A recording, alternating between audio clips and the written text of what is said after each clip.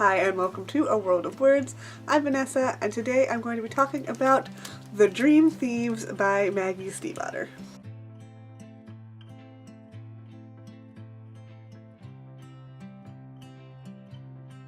So The Dream Thieves is the second book in the Raven Cycle series. The first book is The Raven Boys. So I'm going to talk about this very briefly through non-spoilers in case you haven't even started this series.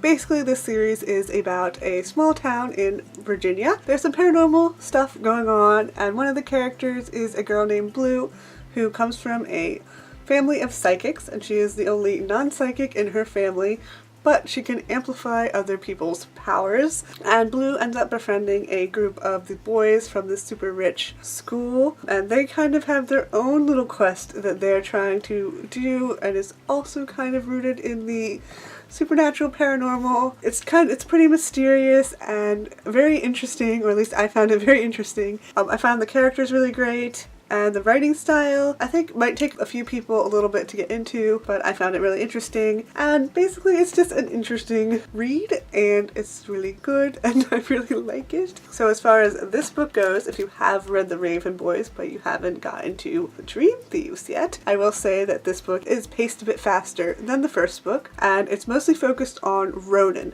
So if you're curious about Ronan's backstory, you're in luck with this book, because we get to learn a lot about him, and that was really interesting. And that last line in the first book, which I'm not going to say in case someone hasn't read it, so you know what it is. It's hard to forget. That is what most of the focus is in this book. So it was very interesting.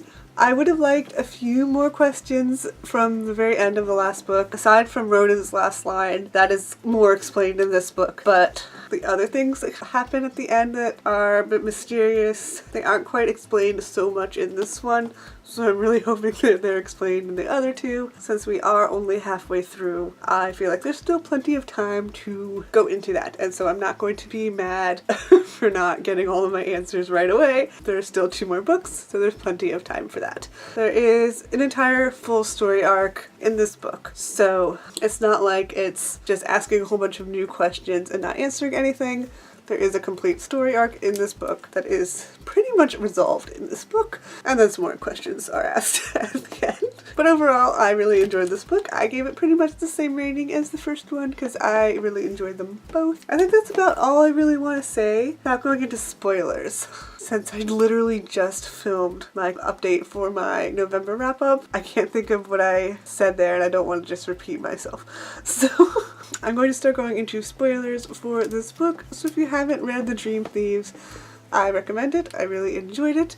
If you haven't started the Raven Cycle, go ahead and start it. See if you like it. So if you feel like you have similar reading tastes to me, I would definitely recommend picking up The Raven Boys. So if you like it, if you like The Raven Boys, you'll probably like The Dream Thieves. So I'm going to go into spoilers now, and I'm kind of tired of holding the book, so I'm going to put it down. So I guess I'm just going to jump right in by talking about the Gray Man. Since this book pretty much starts out about the Gray Man, and he is kind of major to the story, he was so confusing at first.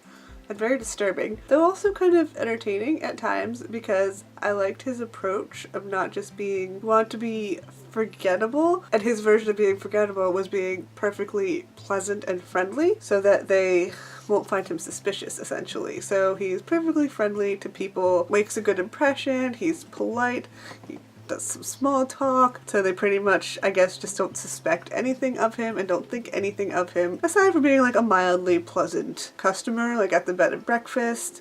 And the way he presents himself, he's just wearing a gray suit, and he tries not to be super remarkable. And I thought that was an interesting approach to being forgettable, because a lot of times when people they want to blend in, they go out of their way to maybe wear dark colors and slouch and try and be invisible, essentially.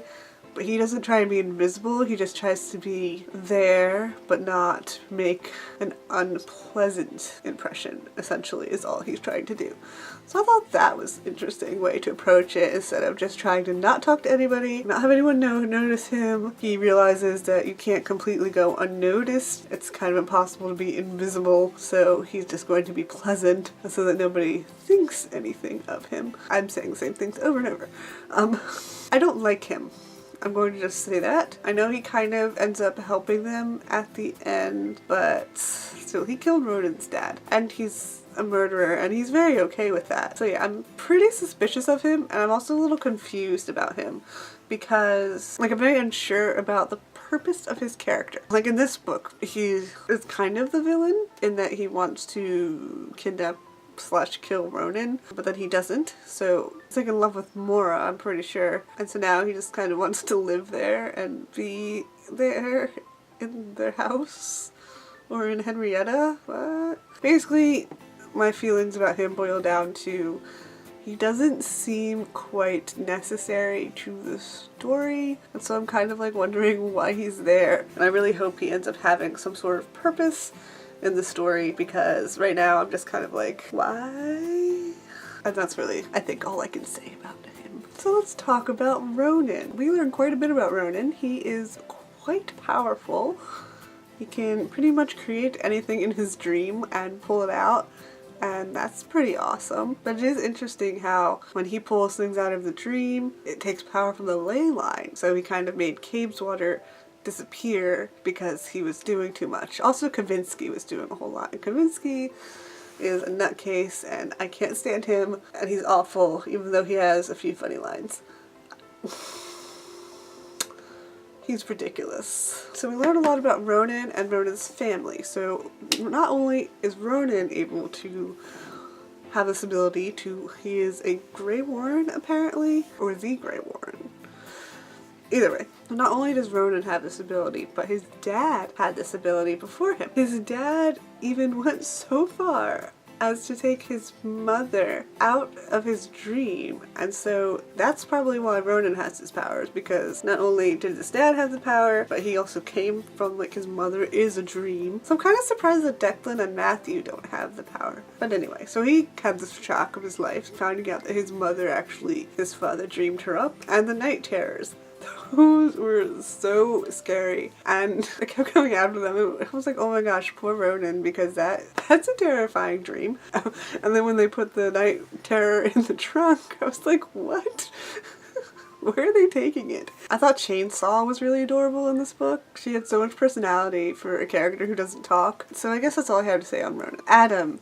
In this book, at the end of the Raven Boys, Adam made a deal with, I guess, Glendower or the Ley Line or something to sort of do something for him or give himself to him. And so he was kind of having issues and some blackouts and stuff throughout this book because he was fighting it essentially because he wanted to be with Blue, but then Blue kind of broke his heart by saying that she is pretty sure he's not her true love, which is sad. But at that point, Adam was kind of being a jerk and annoying me, so I wasn't so sympathetic.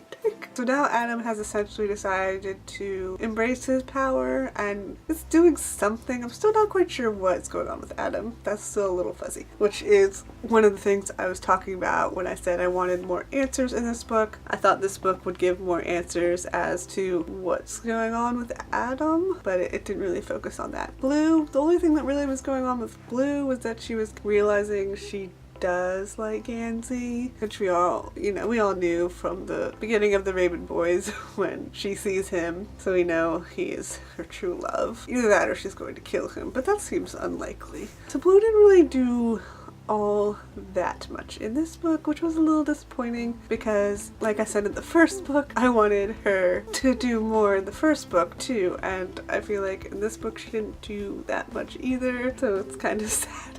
It's like she's there to amplify other people and she doesn't get to do that much herself, and I feel like there's a lot more potential in her character that maybe is going to come out in the next book, because that's called Blue, Lily Blue. So maybe it'll focus more on Blue and we'll get to have her essentially try and maybe be more of a hero in the story. Who knows? I really, really wanted more answers about Neve because I was so curious about Neve and what's going on with that, and that's so fascinating. What is she doing? What kind of powers is she invoking? But no, nothing on Eve. I do like that we did get a bit more of Persephone in this book. Well, we didn't get a whole lot of Persephone, but there were some good Persephone scenes, and I don't know why I find her so entertaining, but I really do. And I kind of like that she's helping out Adam, because that's a lot of fun. I liked all of the action in this book. The night terrors were terrifying, but they made for some really good scenes. I also liked the fight that Ronan's dream dragon thing had with, no wait, it was his night terror thing against Kavinsky's fire dragon thing, I think it was. That whole crazy scene was really entertaining. People could actually use those cars, but no, he's just going to explode them like a weirdo because that's what Kavinsky does.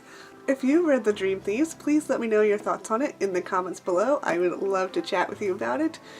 And I think that's about all I have to say for this review. It was a little confusing and there's still a lot of unanswered questions, but I think that's just something that this series does. It's just, it likes to ask the questions and doesn't like to give you answers. It likes to ask more questions, so we'll see if I get my answers later on. So please give this video a thumbs up if you enjoyed it. I upload new videos on Mondays and every other Friday, plus the occasional surprise video, so subscribe if you want to see more of my videos. And as always, thank you so much for watching and have a wonderful day. Bye!